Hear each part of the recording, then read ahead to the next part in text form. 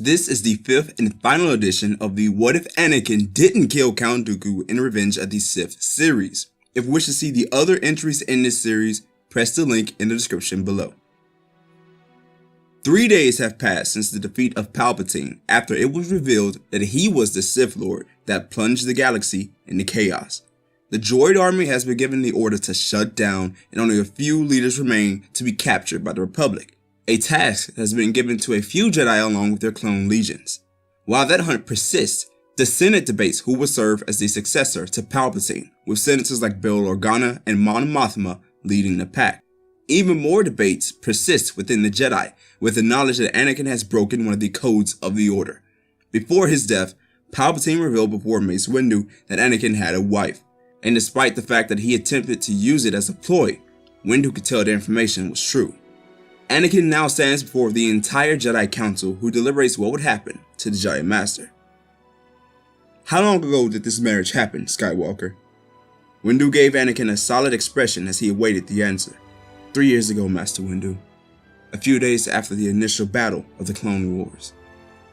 Anakin showed much confidence in his response. He wasn't going to hide the fact as the other Jedi Masters looked at each other. There was a common idea being shared amongst the Jedi Masters. For Anakin to be married over the duration of the entire Clone Wars, he certainly showed much clarity throughout it all. Master Ki-Adi-Mundi was quick to reference an example dating back to the second Battle of Geonosis, and how Anakin along with his apprentice served with great leadership. Yoda even agreed that while Anakin had times of unbalance, he managed to keep a clear head throughout the entire war.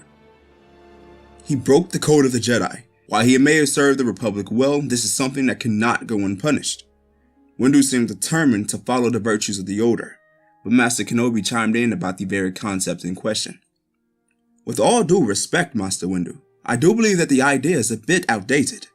The galaxy has evolved since the inception of the Jedi, and so should we.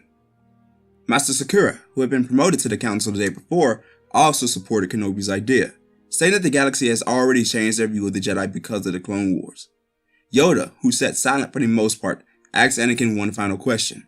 Who was the person that he married? Anakin was caught off guard with the question, and it was clear that he didn't want to answer. Respect to her, and to all of you, I wish not to reveal her identity.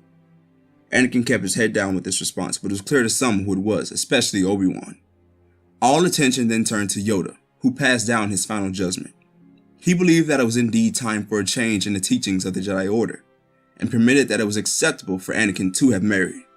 Anakin felt a new level of happiness as he bowed and exited the council chamber.